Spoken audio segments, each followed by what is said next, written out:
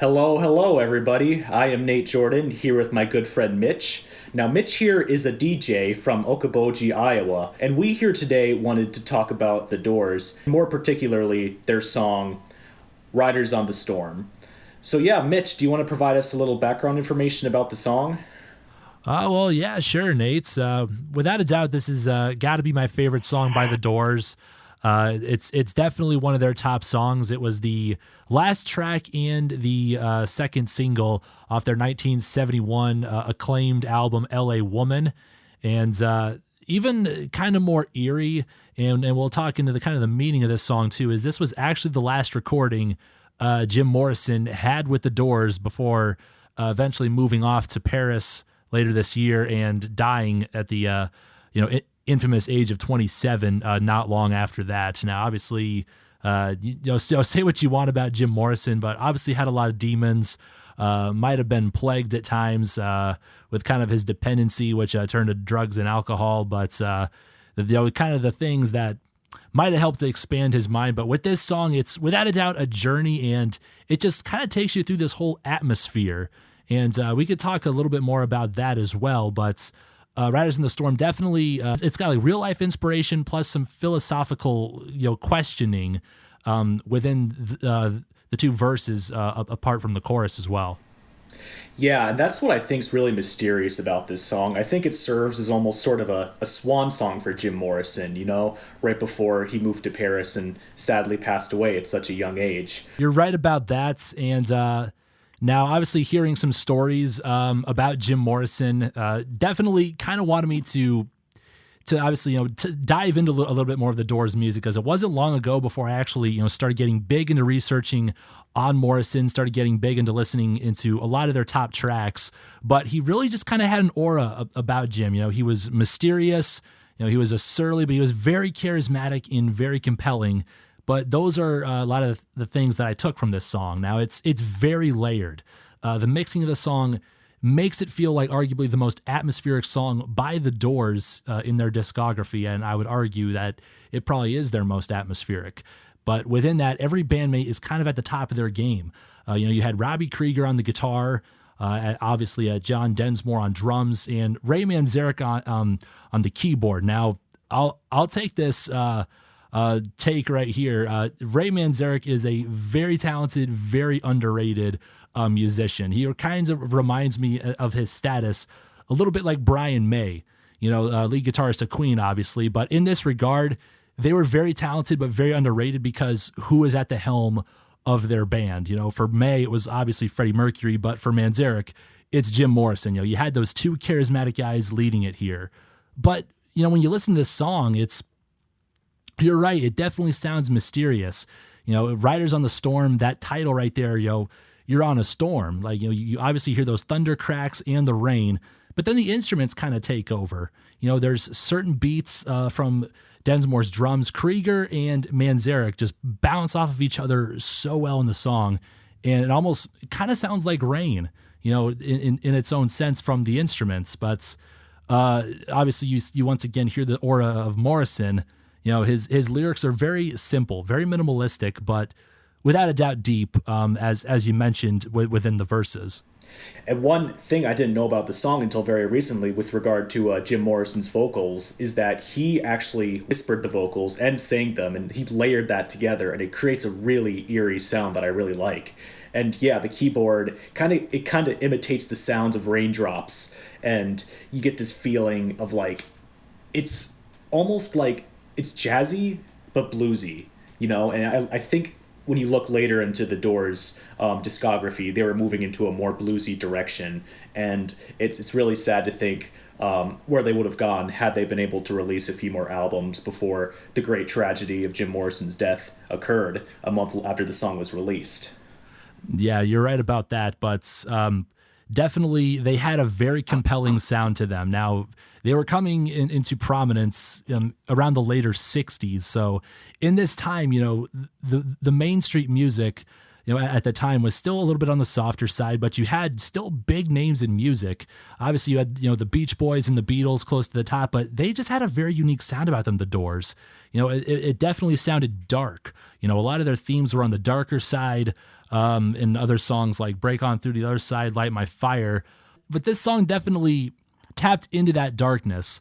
Now, I want to talk a little bit about the first verse here because it actually does have, real life inspiration, both from Morrison and both, as you mentioned, from a spree killer.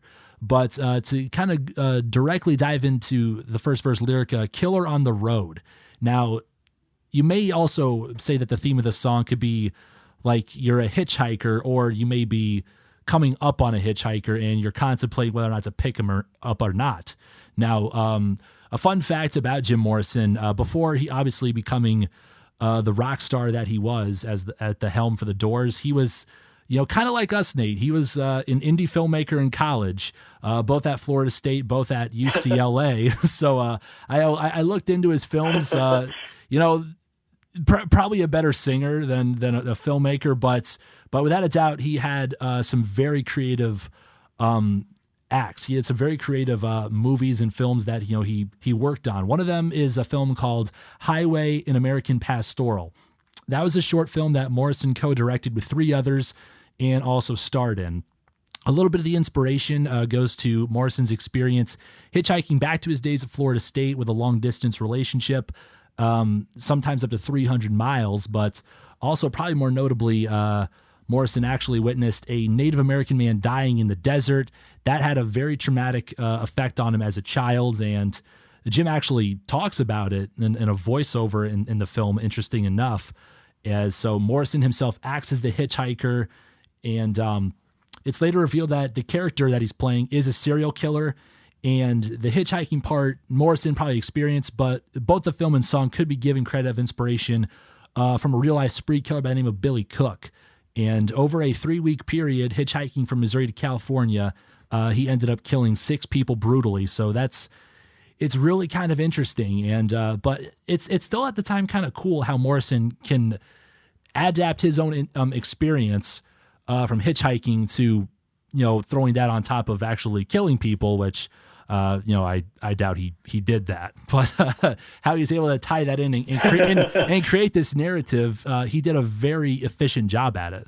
Yeah, I think he did a beautiful job, and I think that shows the real artistry of him, that he can pull from aspects of his own life, aspects from this horrific serial killer, kind of blend it all together, and really just make something quite incredible out of it. And I was reading about Paul Rothchild, the producer for the Doors. He produced all 5 of their first albums, and he was actually very dismissive to this new change in sound. He thought it was, I think he called it cocktail music, and he might have been only specifically talking to Love Her Madly, but I think with the whole album in general, I just don't think he likes the sound of it. And I just think it's interesting how people look at it back then, and meanwhile we look at it now as a masterpiece, Yeah, it's definitely one of those that stands the test of time. Because when you're experimenting, when you have something on arrival like this, that's different from the tried and true method, eventually, nowadays you look at many artists lose themselves in the commercial work, but they lose themselves there. They lose that artistic edge to them.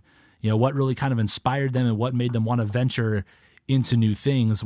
Because Morrison himself, at time felt like a lost soul, and that might overall be kind of the theme that I get from this song, because hitchhiking, as well as this next lyric called "Into This World We're Thrown."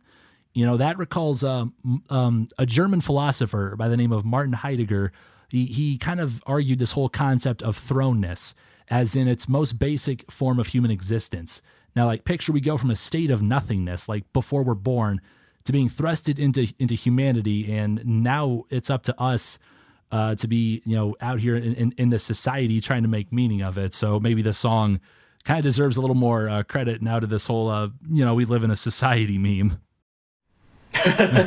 We're living in a society. Oh, you know it. Yeah. Oh, God. No, I think that's yeah, just being thrown into it. I guess there really is no rule book to life, Yeah. And maybe that's that can also be connected to the title, Riders on the Storm, where a storm's chaotic, it's out of control, and we can like we see it and we hear it, but we're not necessarily in control of it. And maybe I'm overanalyzing here, but I think the feeling that there's a lot in life that seems out of our control, and we're just like, what the hell, yeah.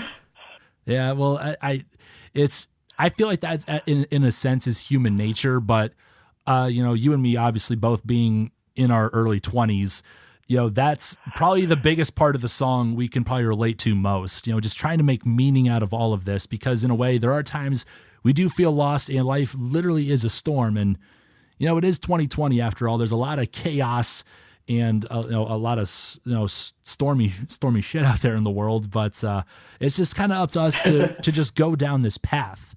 And in a way, you're stuck on hitchhiking. It's just a matter of where the road takes you.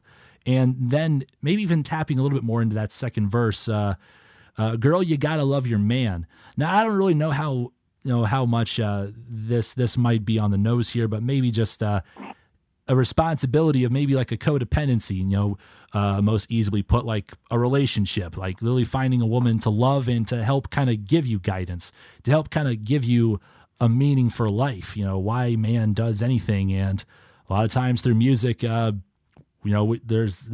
a lot of love songs out there. So I don't really think that's the biggest thing behind this song though. So, I ultimately enough, it's just eerie to me that this was the last song recorded by Morrison, but it just overall encompasses mortality, as well as it just gives us a little bit more of a darker look into Morrison's kind of life, when you dig deep to find out, just some of the stuff he went through in his younger age. I have all the respect in the world for Jim Morrison, without a doubt. Just speaking at this time, because this is obviously, really hard to say at the time, like who my favorite musician or movies are, but it's been a lot of fun looking into this song. Yeah, man, I've really enjoyed talking to you about it today. Yeah, it's been a good discussion. Good, man. We'll have to do it again soon. Yeah, absolutely, Nate. I'm always here to talk about great songs like this one. Righteous, man. We'll do it soon. This was DJ Mitch Kieran here today talking to me, Nate Jordan, about Riders in the Storm with The Doors. This is us signing off. Have a good day.